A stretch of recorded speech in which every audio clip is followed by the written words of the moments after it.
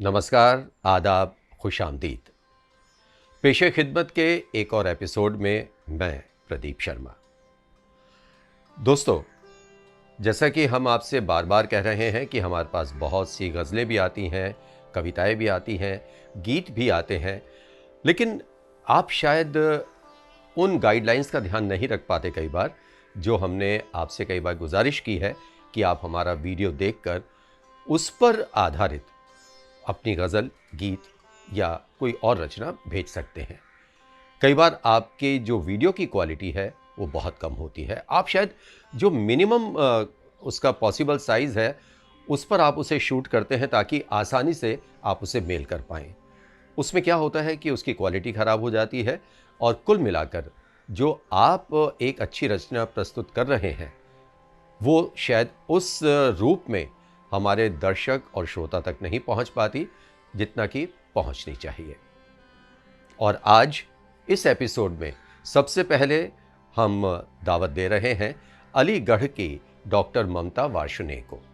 Doctor ममता देश के बहुत से प्रतिष्ठित मंचों से काव्य पाठ कर चुकी हैं, गीत सुना चुकी हैं, गज़ल कह चुकी हैं और जितने भी जाने माने टीवी चैनल्स हैं उस पर भी आप अपनी रचनाएं लगातार प्रस्तुत कर रही हैं। पेशे खिदमत प्रोग्राम में आज आप पहली बार एक गज़ल कह रही हैं, तो आइए सुनते हैं डॉक्टर ममता वार्ष्णेय को। नमस्कार दोस्तों, मैं कवित्री डॉक्टर ममता वार्ष्णेय हाजिर है एक गजल सुनिएगा। झूठी इल्जाम सनम मुझ पे लगाया ना करो, झूठी इल्जाम सनम मुझ पे लगाया ना करो, शीशाए दिल कभी नजरों से गिराया ना करो, झूठी इल्जाम पाँव में आशिकों के पहरे लगाए बैठी हूँ, पाँव में आशिकों के पहरे लगाए बैठी हूँ, तुमसे बस इतनी सी फरियाद रुलाया ना करो, झूठी इल्जाम तेरे एहसास से रंगीन मेरे गीतों गजल, तेरे एहसास से रंगीन मेरी गीतों गजल, तल्ख तीखे से सवालात उठाया ना करो, झूठी इल्जाम दिल की दुनिया में जगह शक को न दीजिए साहिब, दिल की दुनिया में जगह शक को न दीजिए साहिब, अपने हाथों से चमन अपना जलाया ना करो, झूठी इल्जाम मेरी जख्मों का असर ये है कि जख्मी तू है, मेरे जख्मों का असर ये है कि जख्मी तू है, यूं सितम खुद पे मेरी जान के ढाया ना करो, झूठी इल्जाम हूँ तुम हो कि सिसकती हुई तन्हाई है। मैं हूँ तुम हो कि सिसकती हुई तन्हाई है। मैं हूँ तुम हो कि सिसकती हुई तन्हाई है।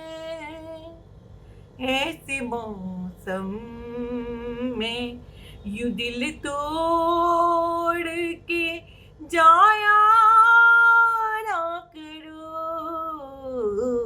झूठी इल्जाम सनम मुझ पे लगाया ना करो।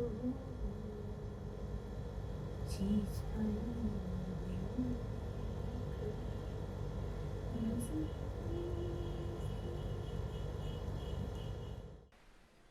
क्या बात ममता वाशने, बहुत खूब। आपका एक एक शेर सुनने लायक था। और दोस्तों, अब हमारे साथ एक ऐसे शायर जुड़ रहे हैं जो पेशे खिदमत में पहले भी अपनी गज़लें कह चुके हैं, और आप हैं मेरठ के डॉक्टर कृष्ण कुमार बेदिल।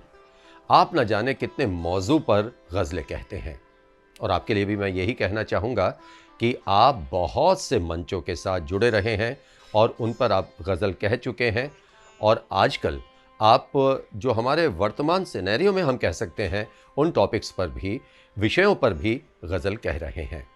बहरहाल, एक गज़ल सुनते हैं डॉक्टर कृष्ण कुमार बेदिल से। लेकिन उनकी गज़ल से पहले मैं ये भी बताना चाहूँगा कि जो उनका तखल्लुस है बेदिल, ये उनके उस्ताद ने उन्हें दिया था। तो आइए सुनते हैं ये गज़ल। मतलब पेश कर रहा हूँ कि मेरी गज़लें उसका तरन्नुम, मेरी गज़लें उसका तरन्नुम गहने में मिल जाए है। पायल के घुंघरू में मिलता कंगने में मिल जाए है।